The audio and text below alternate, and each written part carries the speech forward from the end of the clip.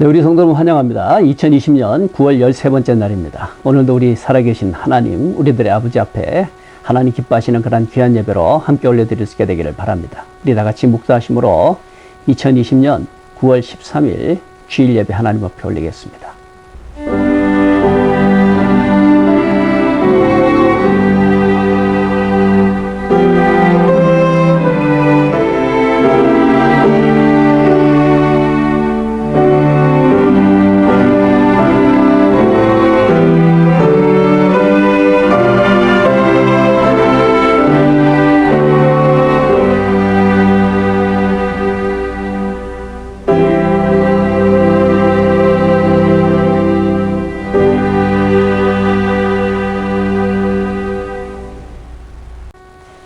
예배 받으시는 하나님 앞에 우리들의 신앙 사도신경으로 고백드리겠습니다. 전능하사 천지를 만드신 하나님 아버지를 내가 믿사오며 그 외아들 우리 주 예수 그리스도를 믿사오니 이는 성령으로 잉태하사 동정녀 마리아에게 나시고 본디오 빌라도에게 고난을 받으사 십자가에 못 박혀 죽으시고 장사한 지 사흘 만에 죽은 자 가운데서 다시 살아나시며 하늘에 오르사 전능하신 하나님 우편에 앉아 계시다가 저리로서 산자와 죽은 자를 심판하러 오시리라. 성령을 믿사오며 거룩한 공회와 성도가 서로 교통하는 것과 죄를 사하여 주시는 것과 몸이 다시 사는 것과 영원히 사는 것을 믿사옵나이다. 아멘. 이 시간 우리 하나님 앞에 올려드릴 그런 귀한 찬양입니다. 새 찬송가 19장입니다. 통일 찬송가는 44장입니다. 찬송하는 소리 있어 함께 찬송하시겠습니다.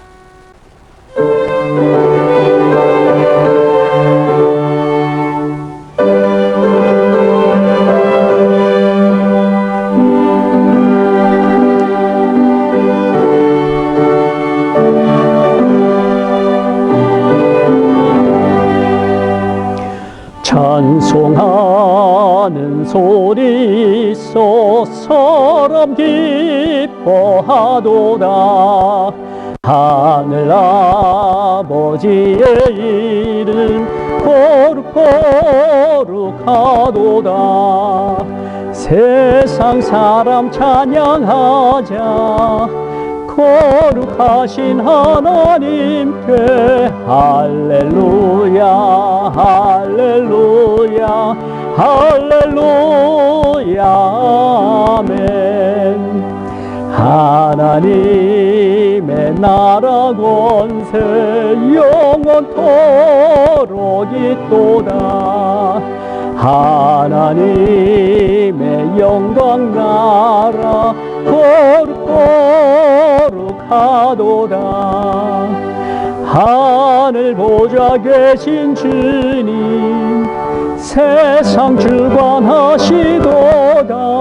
할렐루야 할렐루야 할렐루야 아멘.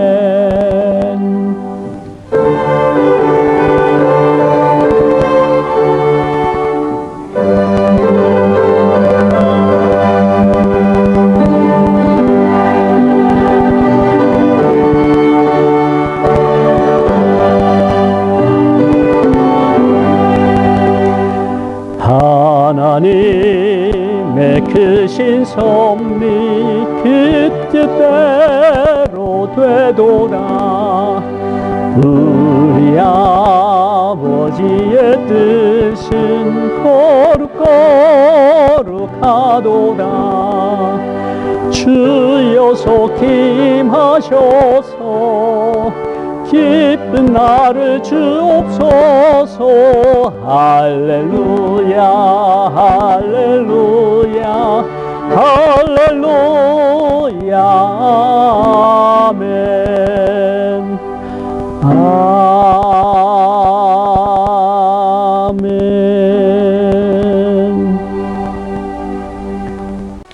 기도하겠습니다. 하나님 아버지 고맙고 감사합니다. 부족한 종 고국 방문 잘 마치게 해주시고 돌아오게 하셨다가 또 이렇게 건강한 모습으로 서게 하시니 고맙고 감사합니다. 우리 사랑하는 성도들 지켜주심도 정말로 고맙고 감사합니다. 하나님, 그런데 저희들 지금 참 큰 위기 가운데 처해 있습니다. 코로나 19으로 인하여서 참 육신적으로 위협을 느끼고 있고 또 경제적으로도 심한 어려움을 겪고 있는 그런 때를 만나고 있습니다. 그러나 우리 하나님 분명히 믿는 것은 참 여기까지 인도하신 하나님, 에베네셀의 하나님을 믿습니다. 그로 인하여 감사를 드립니다. 여기까지 오게 하신 하나님, 이제 앞으로도 하나님께서 예배해 놓으신 하나님의 그 인도하심이 있을 줄 믿습니다. 이로 인하여 여호와 이레의 인도하심을 믿고 또한 감사를 드립니다. 바라고 원하는 것은 저희들의 믿음 약해지지 않도록 붙들어 주시옵소서. 우리 사랑하는 성도들을 붙들어 주시옵소서. 그 가정을 붙들어 주시옵소서. 그 하는 사업을 붙들어 주시옵소서. 하늘에 계신 하나님, 이로 인하여서 우리가 하나님 앞에 신령과 진정으로 정말로 감사함으로 예배드리는 예배자들 다 되게 도와주옵소서. 오늘도 우리 주 예수 그리스도로 말미암아 하나님 앞에 나옵니다. 하늘에 계신 하나님 홀로 영광을 받아 주시옵소서. 우리가 살고 있는 이 미국 땅을 긍휼히 여기시고 인도하시며 우리 고국을 지켜주시고 또 멀리 나가서 선교하는 선교사님들을 붙들어 인도하여 주옵소서. 우리 모두를 하나님 아버지께서 긍휼히 여겨주시고 붙들어 주시고 함께하여 주시옵소서. 오늘도 이 예배를 통하여 홀로 영광 받으실 때 하늘에는 영광이 되게 하시고 또 땅에는 기쁨과 평안이 넘치기를 원합니다. 하나님 함께 하셔서 이 예배를 통해서 홀로 영광 받아 주옵소서. 예수 그리스도의 이름으로 간절히 기도합니다. 아멘.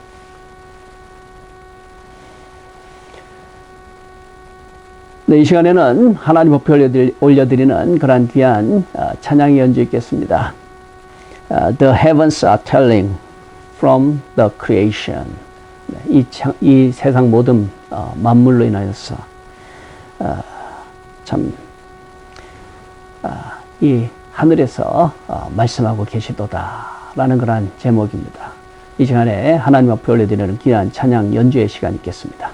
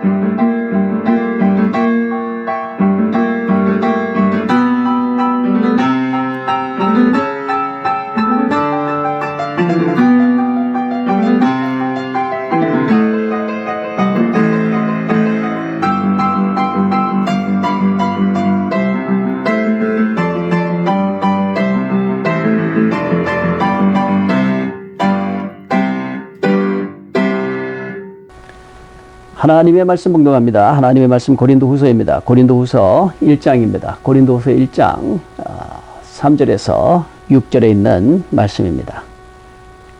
찬송하리로다. 그는 우리 주 예수 그리스도의 하나님이시요 자비의 아버지시요 모든 위로의 하나님이시며 우리의 모든 환난 중에서 우리를 위로하사 우리로 하여금 하나님께 받는 위로로서 모든 환난 중에 있는 자들을 능히 위로하게 하시는 이시로다. 그리스도의 고난이 우리에게 넘친 것 같이 우리가 받는 위로도 그리스도로 말미암아 넘치도다. 우리가 환난 당하는 것도 너희가 위로와 구원을 받게 하려는 것이요 우리가 위로를 받는 것도 너희가 위로를 받게 하려는 것이니 이 위로가 너희 속에 역사하여 우리가 받는 것 같은 고난을 너희도 견디게 하느니라. 아멘. 네, 오늘은 위로받고 또 위로하며 라는 그런 제목으로 말씀을 나누려고 합니다. 여기서 이제 중요한 것은 순서입니다.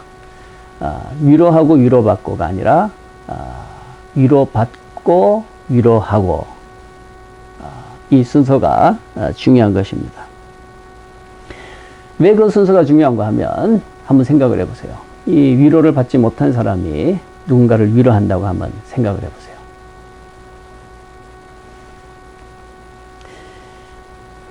위로를 받아본 사람이 위로를 해주는 거하고, 위로를 한 번도 경험해보지 못한 사람이 위로를 하려고 하는 거하고는 차이가 있는 것이죠. 요즘 코로나19 때문에 참 세상이 말이 아닌데, 이 코로나19 같은 경우에도 보세요. 왜 백신을 개발하려고 그럽니까? 일단은 그 코로나19 바이러스에 대해서 이길 수 있는 그런 힘이 있어야 되잖아요. 이 병이라는 게 그래요. 고침을 받아본 사람이 이 병든 사람을 더 확실하게 치유할 수 있는 거 아니겠어요? 자기도 어떻게 고침받는지 모르면서 어떻게 다른 일을 치유할 수 있겠어요? 특별히 사람은 그렇습니다. 사람은 경험하지 못한 것은 그 누구에게도 이렇게 말하기가 어려운 거예요. 이 위로라는 것이 그런 것이죠. 위로를 받아본 사람이 위로를 잘 해줄 수 있는 것이죠. 그래서 이 위로라는 것, 먼저 받는 것이 아주 중요합니다. 내가 이제 위로를 받고 난 다음에, 그리고 난 다음에 내가 받은 위로를 통해서 다른 사람들도 위로하고 치유하고 회복시켜 준다면 참 정말로 효과적인 그런 위로의 효력이 나타나게 되는 것이죠. 오늘 말씀의 제목이 위로받고 그리고 위로하고 위로하며, 이런데 오늘 우리가 이 고린도후서의 말씀을 보았습니다. 고린도후서는 사도 바울이 고린도 교회에 보낸 네 번째 편지죠.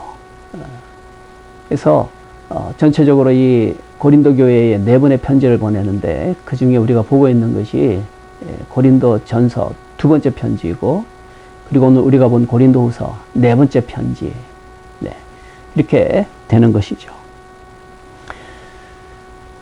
사도 바울은 참 하나님께 큰 은혜를 받은 사람이에요.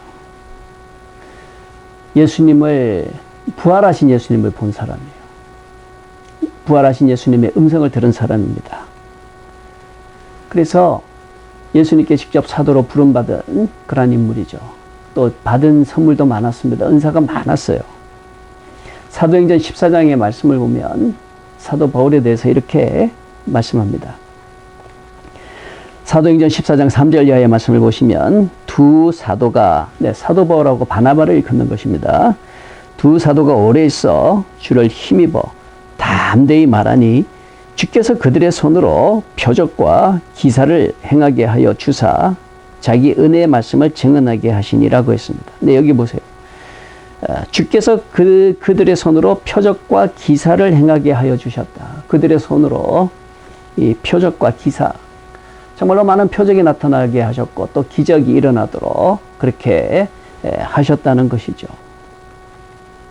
성령의 능력이 함께한 사람이에요. 그러니까 뭐가 부족하겠습니까?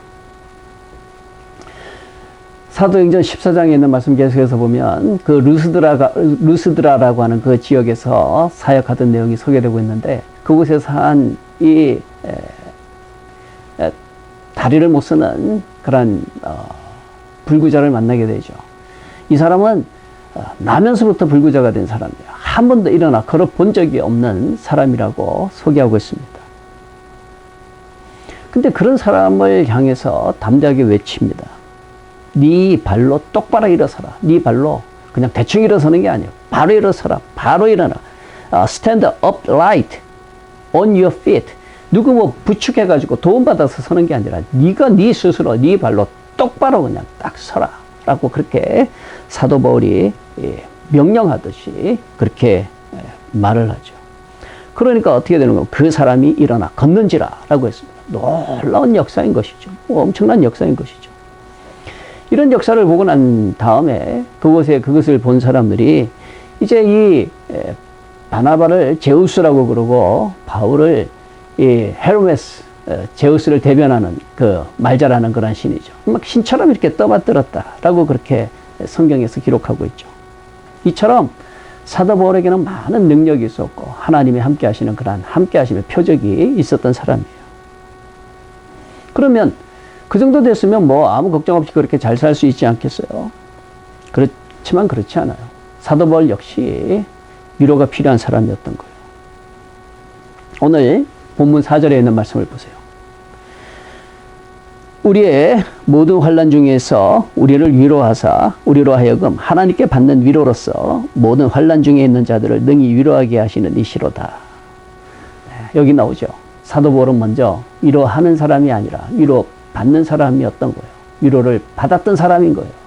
하나님의 위로를 받았던 그러한 사람이었다는 것이죠. 하나님의 위로를 받은 사람이 이제 사람을 위로하니까 그 위로가 어마어마하게 되는 것이죠. 그래서 오늘 말씀의 제목처럼 위로받고 또 위로하고 라고 하는 것처럼 먼저 이렇게 위로받는 사람, 위로받을 줄 아는 사람, 그리고 그 받은 위로를 가지고 이제 또 다른 사람을 위로할 줄 아는 사람, 바로 이런 제목으로 말씀을 나누려고 합니다. 네, 위로받는 사람이라고 했는데 좀 더 쉽게 표현을 하자면 위로받을 줄 아는 사람이라고 이렇게 할 수 있겠죠. 위로받을 줄 아는 사람. 위로받을 줄 아는 그것도 능력이라고 저는 생각을 해요. 왜 그 사람이 건강한 사람을 보면 참 뭘 먹어도 이렇게 건강한데 이 건강하지 못한 사람을 또 보면 아무리 좋은 걸 또 먹어도 또 항상 골골하는 그런 사람이 있잖아요. 위로도 역시 마찬가지라고 생각을 합니다. 위로받는 것도 능력인 거예요. 위로받을 줄 아는 사람이 돼야 되는 거예요. 우리가 그 예레미야서의 말씀을 요즘 큐티하고 있는데 우리가 요즘 보고 있는 그 예레미야서의 말씀을 보아도 이 라헬이 위로받기를 거절하였도다 라는 그러한 대목이 나오잖아요. 라헬이 그 자녀가 없음으로 말미암아 위로받기를 거절하였다. 그것도 위로가 되죠. 사랑하는 그런 남편이 있어도 그 사랑하는 남편이 또 위로가 되지 못하는 거 있다고 다 되는 게 아니에요. 본인 스스로가 위로받기를 거절하였다. 라헬에게는 요셉이라고 하는 그 아들도 있고 또 베냐민이라고 하는 그 아들도 하나님께서 주셨지 않습니까? 그러면 이제 위로받아야죠. 그럼에도 불구하고 이 라헬은 위로받기를 거절하였도다 라고 그렇게 성경에 기록하고 있거든요. 그런 라헬을 향해서 하나님께서 말씀하시죠. 무슨 소리냐? 예레미야서의 말씀을 보면 내가 너를 위로하겠다 하는 그 말씀이 예레미야서에 나오거든요. 네. 바로 이처럼 위로받을 줄 아는 사람이 되는 것은 참 중요한 것 같아요. 제 뒤에 이렇게 화분이 두 개가 놓여 있는데 자세히 보시면 하나는 싱싱한데 하나는 이렇게 조금 말라 죽어가는 그런 모습을 볼 수 있어요. 두 개 다 똑같이 물을 주는데 하나는 저렇게 왕성하게 막 쭉쭉 잘 크는데 다른 하나는 자꾸 이렇게 말라 들어가고 해서 뿌리도 한번 정리를 해주고 썩은 뿌리는 끊어주고 또 다시 이렇게 흙도 이렇게 넣어주고 그러는데 저렇게 자꾸 골골 하는 걸 보면 속상해요. 사람이 그런 겁니다. 위로 받을 줄 아는 사람은 작은 걸 하나를 통해서도 위로를 받는 거예요. 근데 위로 받을 줄 모르는 사람은 뭐 세상이 바뀌는 것을 보여준다 해도 또 위로를 못 받게 되는 바로 그런 불상사가 있게 되는 것이죠. 그래서 위로 받을 줄 아는 사람이 되는 연습을 하는 것은 참 중요한 거예요. 그리고 내가 위로를 받아야지 또 내가 위로를 해줄 수 있는 사람이 될 수 있어요. 효과적인 사람이 될 수 있으니까. 그래서 위로라는 거 우리가 오늘 이 시간 통해서 한번 꼭 생각해 보길 원합니다. 우리 모두는 이런 위로가 필요하잖아요.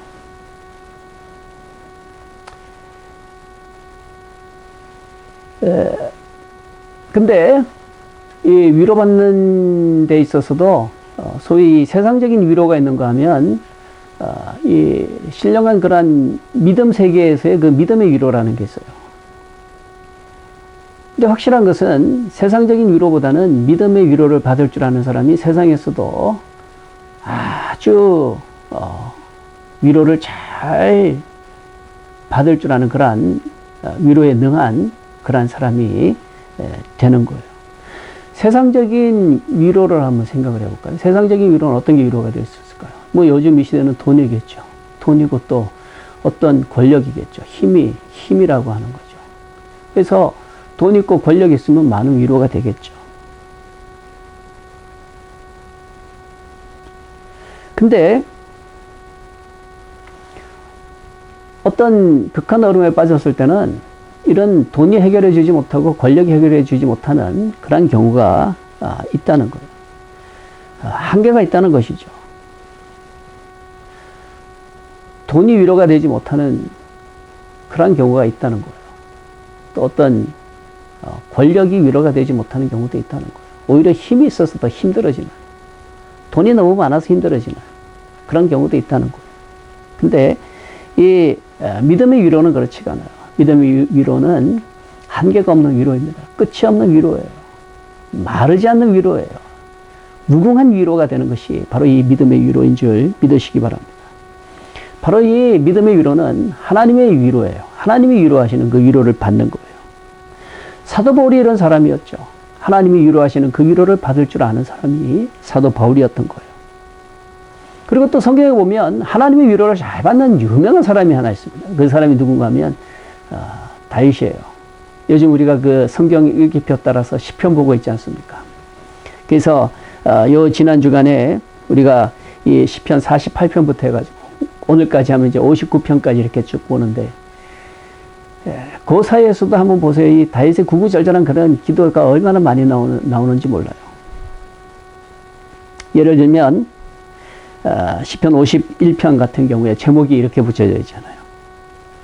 다윗이 밧세바와 동침한 후에 선지자 나단이 그에게 왔을 때에 엄청난 죄를 지은 것이죠. 용서받을 수 없는 그런 죄인 거예요. 남의 아내를 빼앗기 위해서 그 남편을 그냥 사지로 몰아서 죽게 만든 그런 엄청난 죄악이에요. 헤어나올 수 없는, 용서받을 수 없는 그런 죄악이죠. 그럼에도 불구하고 그런 가운데서 헤어나올 수 있었던 사람이 이 믿음의 위로를 받을 줄 아는 다윗이었던 거예요. 물론 잘못한 거 있죠. 그렇지만 그 잘못한 거 다 하나님 앞에 회개하고 하나님이 용서하시는 그런 용서받고 회복된 사람이 다윗이죠. 놀라운 사람이에요. 그것뿐만이 아니죠. 시편 52편의 제목도 보세요. 시편 52편의 제목을 보면 에돔인 도액이 사울에게 이르러 다윗이 아히멜렉의 집에 왔다고 그에게 말하던 때에 누가 이 다윗을 고발하는 것이죠. 아히멜렉 제사장의 집에 다윗이 방문을 했었다 하는 그거를 다윗을 찾아 죽이려고 하는 그 사울 왕에게 이렇게 고자질하는 그런 때, 바로 그때 쓴 시편이라고 그렇게 제목이 붙여져 있어요. 54편도 보세요. 54편도 보면 10사람이 사울에게 이르러 말하기를 다윗이 우리가 있는 곳에 숨어 있지 아니하였나이까 하던데, 사방에 그냥 다윗을 고발하려고 하는 사람들은 그냥 가득 차 있었던 그런 때를 만난 거예요. 56편도 보세요. 56편에 보면 다윗이 가드에서 블레셋인에게 잡힌 때에, 참 기막힌 때 아닙니까?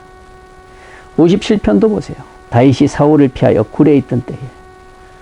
59편을 보세요. 사울이 사람을 보내어 다윗을 죽이려고 그 집을 지킨 때에. 참 기가 막힌 그런 현실을 만났던 사람인 거죠. 얼마나 답답했고, 얼마나 가슴이 아팠고, 얼마나 많은 고민과 얼마나 많은 두려움이 있었겠어요. 그럼에도 불구하고 그런 때에, 그런 정말 상상도 못할 때에도 하나님의 위로를 받아내는, 하나님의 위로를 받을 줄 아는 사람이 다윗이었던 거예요. 제 뒤에 있는 이 화분처럼. 그냥 제가 이 대충 그냥 물을 줘도 그냥 뭐 쭉쭉 그 영양을 빨아먹는 모양이에요. 얼마나 하나는 잘 크는지. 근데 또 다른 하나는 자꾸 말라 죽는 그 모습을 볼 때 제가 안타까운 거예요. 하나님 보실 때도 그런 것 같아요. 다윗 같은 사람은 그냥 그 어떤 형편 속에서도 하나님의 위로를 받아서 쭉쭉 그냥 성장하는 사람이 다윗이었던 거예요. 바로 그런 사람이 복 있는 사람인 줄 믿습니다. 네. 그러니까 이렇게 보니까 하나님의 위로를 받을 줄 아는 사람이 얼마나 참 능력 있는 사람이고 복 있는 사람인가 하는 것을 이제 아시겠죠. 자, 그러면 이제 하나님의 위로를 받을 줄 아는 사람이 되려고 그러면 어떻게 해야 될까? 네, 그러면 이제 먼저 위로라고 하는 그 단어부터 우리가 좀 알아야 돼요. 위로가 도대체 뭘까 하는 것부터 알아야 됩니다. 오늘 본문 말씀에 나오는 그 위로라고 하는 말은 파라클레시스라는 그러한 단어예요. 근데 이 문자적으로 보면 그 문자적인 의미 속에 큰 가르침이 있어요.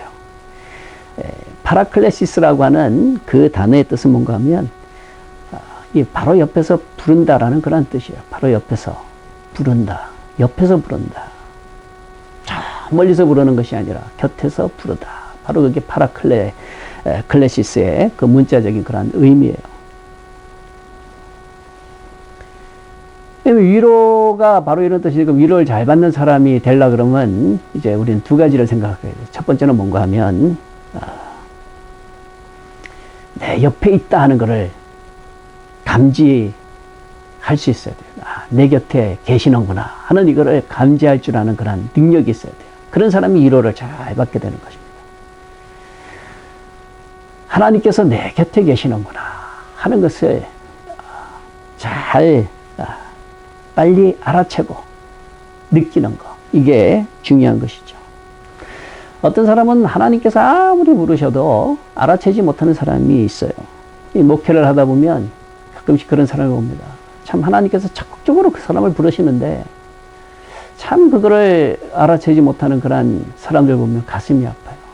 좀 하나님께 쑥 나오면 좋겠는데 하나님이 그렇게 간절하게 여러 가지 많은 일들을 통해서 그를 부르고 계시는데 그 정도 됐으면 하나님 앞에 자복하고 엎드려서 나와서 하나님 저 여기 있어요 하면 좋겠는데 그러지 못하는 사람들 보면 가슴이 아파요.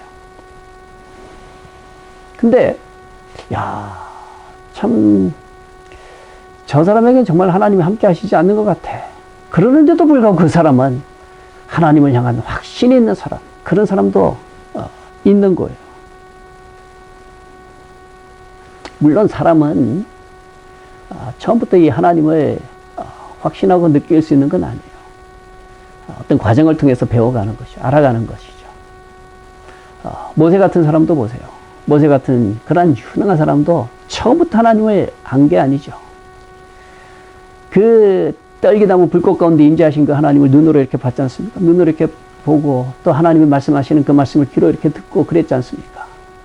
눈으로 보고 귀로 들었다고 해가지고 그가 완전히 그냥 순식간에 변하여 새 사람이 되던가요? 그렇지 않죠. 그 가운데 또 의심하죠. 당신은 누구입니까? 내가 내 백성에 가서 당신을 누구라고 소개하면 됩니까? 내가 누구간데 내가 그 바로에게 가서 하나님이 나한테 시키시는 그 일을 내가 감당할 수 있겠습니까? 이렇게 계속 하나님 앞에 반문하죠. 바로 그게 사람인 거예요. 기드온 사사도 보세요. 하나님이 나타나셔서 말씀하시면서 기드온이 송아지를 잡았을 때 불이 하늘에서 내려와서 그 차려놓은 음식을 흠양하시는 그 모든 걸 다 봤지 않습니까? 다 보고도 하나님께서 가서 미디안 사람을 쳐라 그랬을 때 그가 담대하게 가서 미디안 사람들과 싸워서 승리하던가요? 그렇지 않아요. 하나님 앞에 또 조심스럽게 하나님 정말로 내가 그 미디안 사람하고 싸워서 이길 수 있다면 나한테 표적을 보여주세요. 여기 양털이 있는데 이 다른 데는 전부 이슬이 안 젖게 하고 이 양털에만 이슬이 젖게 해주시면 그럼 내가 하나님 믿을게요. 그러잖아요. 그러니까 하나님께서 그 다른 데는 뭐 이슬이 하나도 한 방울도 내리지 않게 하시고 양털에만 그냥 이슬이 소복하게 내리도록 그렇게 짜니까 물이 나올 정도로 그 양털의 이슬로 듬뿍 그렇게 이슬을 먹이시잖아요. 그걸 봤죠. 근데도 안 돼요. 또 하나님 앞에 또 말합니다. 하나님, 어쩌다 보면 이런 일이 있을 수 있으니까 정말 한 번 더 확실하게 좀 보여주시면 좋겠는데, 이번에는 양털만 바짝 마르고 그리고 다른 데는 다 이슬로 젖을 수 있도록 한번 반대로 한번 해보시죠.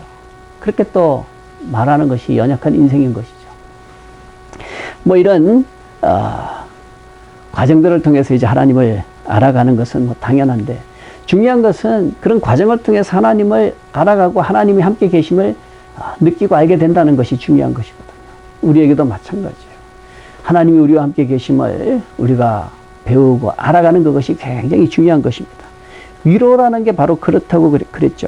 위로라는 게 옆에 있어서 부르시는 것, 바로 그게 위로라고 그랬죠. 하나님이 옆에 계신다는 거예요. 하나님이 옆에 계시는, 하나님의 임재 속에서 하나님을 깨닫고 하나님의 이름을 부르고, 그런 사람이 이제 하나님의 위로를 잘 받을 수 있는 그런 사람이 되는 것이죠. 사도 바울도 역시 마찬가지입니다. 사도 바울도 우리가 뭐 시간상 이 고린도 후서의 그 배경을 다 말씀드릴 수는 없겠지만, 고린도 전서와 고린도 후서 사이에는 엄청난 사건이 지나갔어요. 고린도 전서에서 보면 뭔가 다 잘 될 것 같고 사랑으로 충만한 교회가 될 것 같고, 근데 그렇지가 않아요. 그 고린도 전서와 고린도 후서가 쓰여진 그 6개월 동안에 엄청난 일들이 일어났던 겁니다. 고린도 교인들이 사도 바울을 몹시도 싫어하게 됐어요. 많은 이 오해가 있었어요. 사도 바울에 대해서. 그리고 또 거짓 교사들 때문에, 거짓 선지자들 때문에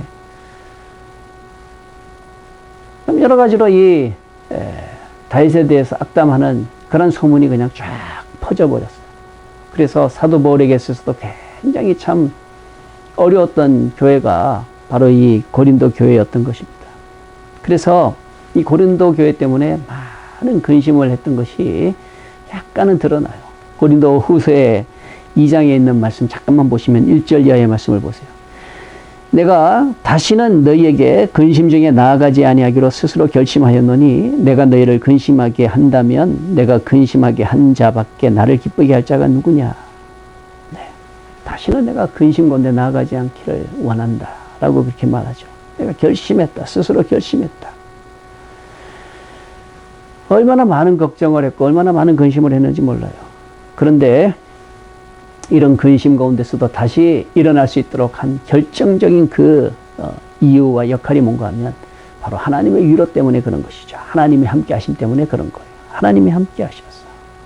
말씀드렸죠. 위로의 의미가 그런 거라고. 파라클레시스. 그 단어의 뜻이 뭐라고요? 옆에 있어서 부른다라는 그런 뜻이죠. 멀리 있는 게 아니에요. 옆에 있어서 부르시는 거예요. 내 옆에 있어서 부르시는 거예요. 바울아 하고 부르시는 거예요. 성진아 하고 부르시는 거예요. 그 부르심에 귀가 열려서 그 부르심을 듣는 그 사람은 위로를 잘 받고 어려운 가운데서도 일어날 수 있는 그런 사람이 되는 것이죠. 위로는 이렇게 되는 것입니다. 뭐 어떤 일을 해서가 아니라 위로의 시작은 옆에 있다는 데서 시작이 된다는 것이죠. 벌써 누군가 내 옆에 있다는 그 자체가 이제 위로의 시작이 된다는 거예요. 사실 그렇습니다. 우리가 살면서 참 항상 누군가 내 옆에 있어주는 사람이 있다는 것은 큰 위로가 되잖아요. 근데 그렇지 못하고 작은 일 하나 때문에 오해하고 또 싸우고 그래가지고 그냥 헤어지고 그러면 그런 사람들에게는 위로받기가 힘들잖아요. 어떤 일이 있어도 무슨 일이 있어도 항상 옆에 있어주는 사람, 그런 사람이 이제 나한테 큰 힘이 되는 것이고 위로가 되는 거 아니겠어요? 하나님이 바로 그런 분이라는 거예요. 하나님께서 이 세상에 사람의 몸을 입고 오신 분이 누구이십니까? 예수 그리스도시잖아요. 그 예수 그리스도에게는 별명이 하나 있죠. 예수 그리스도의 별명. 뭡니까? 임마누엘. 임마누엘. 그 임마누엘의 뜻이 뭐예요? 하나님이 우리와 함께 계신다. 하나님이 우리와 함께 계신다. 그 자체가 그냥 위로가 시작이 되는 것이죠. 그 자체가 위로가 시작이 되는 거예요. 위로받음은 바로 여기서 시작되는 것입니다. 항상 내 옆에 계신 하나님, 하나님의 임재를 연습하세요. 하나님의 임재 연습. 이거를 항상 하시기 바랍니다.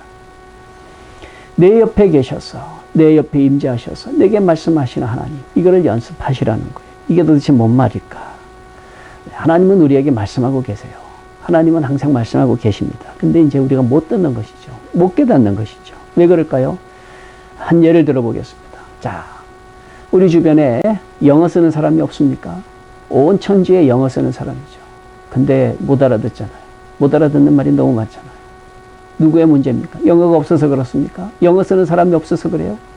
내가 문제인 거예요. 영어에 대한 귀가 열리지 않은 거예요. 하나님도 마찬가지예요. 하나님은 여러 가지 우리에게 부르시고 말씀하세요. 근데 우리들이 알아듣지를 못하는 그게 문제라는 것이죠. 하나님은 그럼 어떻게 우리를 부르시느냐? 네, 하나님은 우리에게 말씀하시는데 성경으로 말씀을 하세요. 성경으로 늘 말씀을 하십니다. 그래서 그 성경을 보면서 묵상하고 깨닫고 알려고 하는 그 연습이 필요한 거예요. 그러면 언젠가는 그 하나님의 음성이 깨달아지게 되는 날이 온다라는 것이죠. 이런 연습이 필요한 거예요. 한 예를 들면 이런 겁니다. 시편 19편의 말씀을 보면 다윗이 이런 고백을 합니다. 하늘이 하나님의 영광을 전파하고 궁창이 그의 손으로 하신 일을 나타내는도다. 날은 날에게 말하고 밤은 밤에게 지식을 전하니 언어도 없고 말씀도 없으며 들리는 소리도 없으나 그의 소리가 온 땅에 통하고 그의 말씀이 세상 끝까지 이르도다. 네. 이게 무슨 말입니까? 언어도 없고 말씀도 없고 들리는 소리도 없는데 실상은 그렇지 않다는. 실상은 그의 소리가 온 땅에 통하고 그의 말씀이 세상 끝까지 없는 곳이 없이 그의 말씀이 그냥 다 들린다는 거예요. 사방팔방으로 하나님의 소리로 가득 차 있다는 것입니다. 그의 소리가 온 땅에 통하고 그의 말씀이 세상 끝까지 이르도다 라고 하잖아요. 다른 사람들이 이 소리를 못 들어요. 그러나 다윗은 듣는다는 것입니다. 어떻게 들을 수 있을까요? 도대체 다윗과 다른 사람들의 차이는 뭐였을까요? 계속해서 말씀을 보면 시편 19편 14절에 있는 말씀 보면 해답이 나옵니다. 나의 반석이시여 나의 구속자이신 여호와여 내 입의 말과 마음의 묵상이 주님 앞에 연락되기를 원하나이다. 이게 답이에요. 이게 답이에요.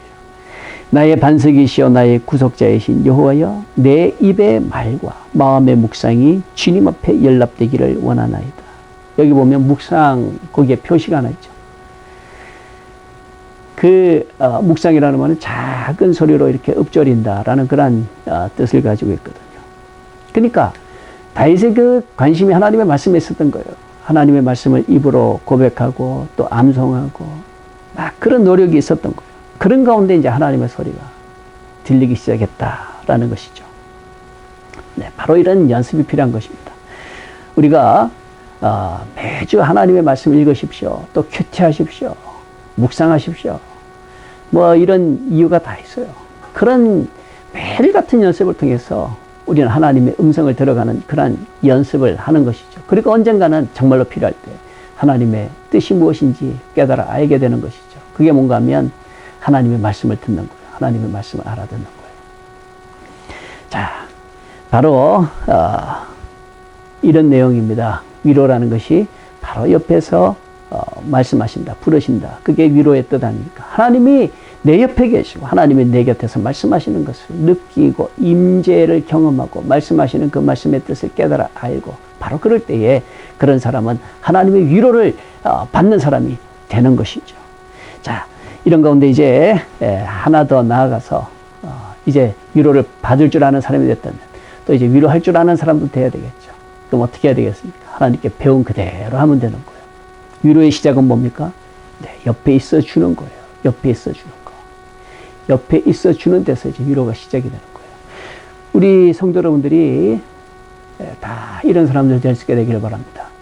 작은 일 하나에도 떠나버리는 그런 사람들이 아니라 항상 옆에서 있어 주는 사람, 위로해 주는 사람, 위로 받을 줄 알고 또 위로해 줄 수 있는 사람, 이런 사람들이 가득 채워진 그것이 바로 하나님의 나라이고 바로 그것이 천국 아니겠습니까? 또 그것이 교회가 되어야 되지 않겠습니까? 이처럼 옆에 있어 줄 수 있는 그런 사람 꼭 우리 모두가 될 수 있게 되기를 바랍니다. 또 그리고 하나 더 말씀한다고 그랬잖아요. 옆에 있어서 이제 말해줄 수 있는 사람이 돼야 되는데 여기도 하나님의 방법이 있어요. 하나님의 그 말씀을 보면 하나님은 답을 말씀하시지 않습니다. 답을 말씀하시는 것이 아니라 답을 찾아가도록 그렇게 말씀을 하세요. 답을 말씀하시는 것이 아니라 답을 찾아가도록 말씀하시는 하나님. 여기는 큰 의미가 있습니다. 예를 들어 보겠습니다. 하나님께서 아브라함에게 아브라함을 부르시죠. 아브라함 곁에서 아브라함을 부르세요. 우리 함께 가자. 같이 가자. 내가 너에게 지시하는 땅으로 가라. 그러면 내가 너와 항상 함께 있어서 내가 너에게 복을 주겠다. 하나님이 약속을 하시죠. 지시하는 땅으로 가라 그랬는데 지시하는 땅이 어딘지 분명하게 말씀하지 않아요. 답을 주시지 않아요. 많은 방황을 합니다. 많은 방황을 하면서 배워나가는 거예요. 뭘 배웁니까? 하나님과 동행하는 법을 배우게 되는 거예요. 하나님은 답을 말씀하시는 것이 아니라 답을 찾도록 하시는 하나님이세요. 우리도 마찬가지입니다. 위로한다는 것은 뭔가 하면 답을 알려주는 것이 아니에요. 답을 찾도록 도와주는 거예요. 바로 그게 위로라는 것입니다. 섣불리 위로한다고 해서 이게 답이랍시고 그렇게 답을 하고 나면 오히려 그게 더 큰 오해와 더 큰 갈등을 불러일으킬 수 있잖아요. 욥을 보세요.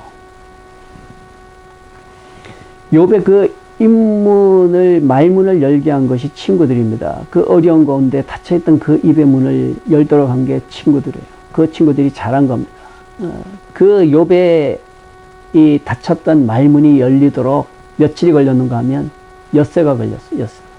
그 6일 동안 친구들이 떠나가지 않고 욥 곁에 있었어요. 가만히 그저 가슴 아파하면서 그 옆에 있어준 거예요. 그러니까 그렇게도 닫혀있던 그 마음이 조금씩 열리고 입술이 조금씩 열리기 시작을 하는 거예요. 그리고 이제 욥이 말을 하기 시작을 하죠. 근데 이제 그 다음이 이제 문제예요. 그 다음부터 이제 친구들이 자꾸 답을 얘기해 주려고 그랬어요. 답을. 근데 그게 이제 되지가 않는 거죠. 예, 답이 아니니까. 욥은 더 답답해지는 것이죠. 만일에 그 친구들이 욥에게 답을 찾을 수 있도록 그렇게 해줬다면 아마 좋은 친구들이, 더 좋은 친구들이 됐겠죠. 바로 이런 거예요. 오늘 우리들도 마찬가지예요. 어떤 사람에게 위로한답시고 이런 거 이렇게 말하면서 잘못된 것들 얘기하고 이렇게 하라고 답을 얘기해도 그게 답이 되지 않고 위로가 되지 않는 경우가 너무 많아요. 하나님의 방법을 생각을 해보십시오. 하나님의 방법을. 참 하나님의 방법은 하나하나 찾아가도록 그렇게 만드시는 하나님이세요. 사도 바울도 마찬가지입니다. 이런 고린도에서의 그 많은 어려움과 갈등, 그 속에서 하나님께 위로받고 난 다음에 그 다음부터 이제 막 폭발적으로 사도 바울의 그 서신에 보면 하나님에 대한, 예수 그리스도에 대한 신학적인 그러한 이 가르침이 막 쏟아지잖아요. 그 다음 나오는 그 갈라디아서를 보십시오. 이 고린도 전서와 후서가 쓰이고 난 다음에 쓰여졌다고 하는 갈라디아서라든지 로마서의 말씀을 보세요. 또 이 옥중서신들을 보세요. 그 속에 얼마나 확신에 찬 예수 그리스도에 대한 그런 증거가 막 나옵니까? 이게 왜 그런가 하면 이 사도 바울 자신이 하나님의 위로를 받고 그리고 난 다음에 이제 위로하는 말씀이기 때문에 그런 것이죠. 사도 바울에게도 답을 먼저 알려주신 것이 아니라 사도 바울로 하여금 답을 찾게 하신 그 하나님, 바로 이게 하나님의 위로의 방법이라는 거예요.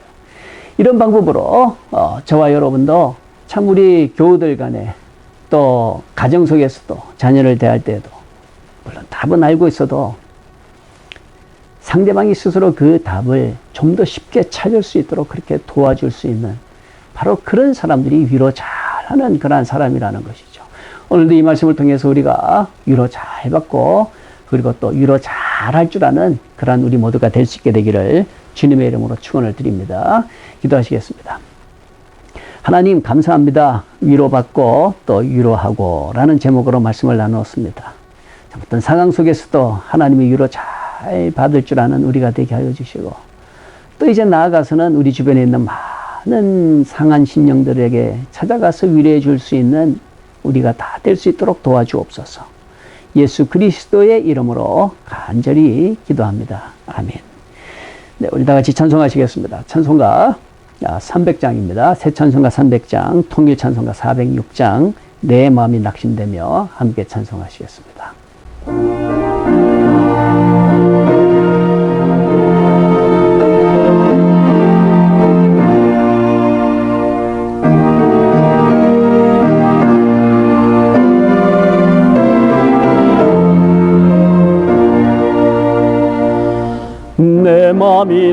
낙심되며 근심에 눌릴 때 주께서 내게 오사 위로해 주시네.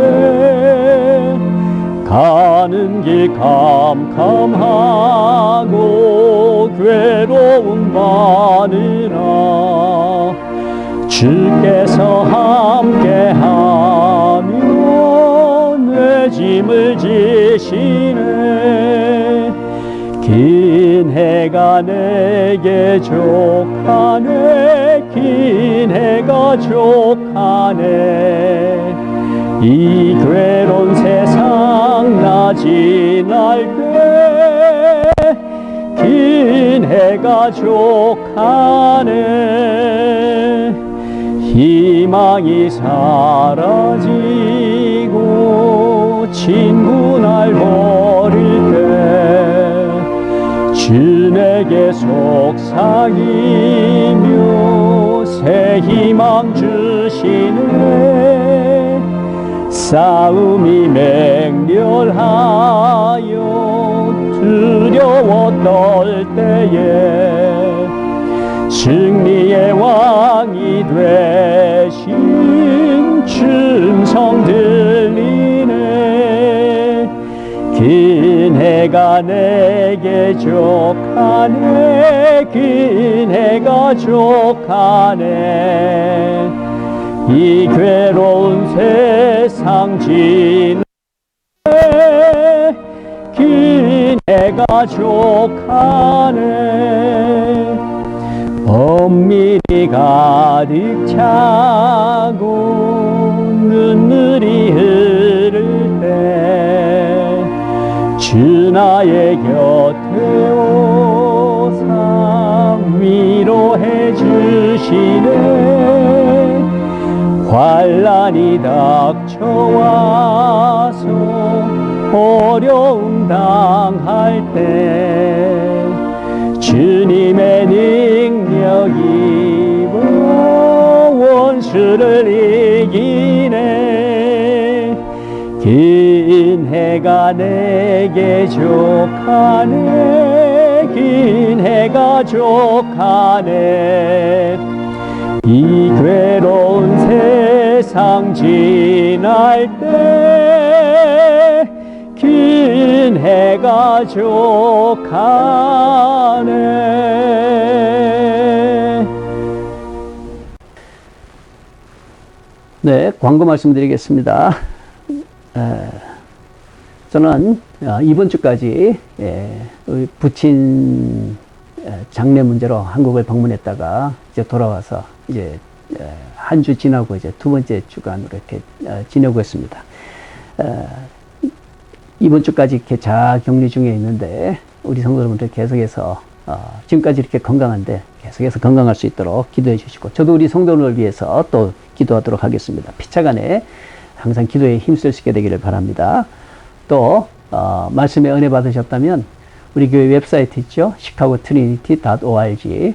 네, 거기 들어가시면 큐티도 있고 또 여러 가지 많은 좋은 것들이 있습니다.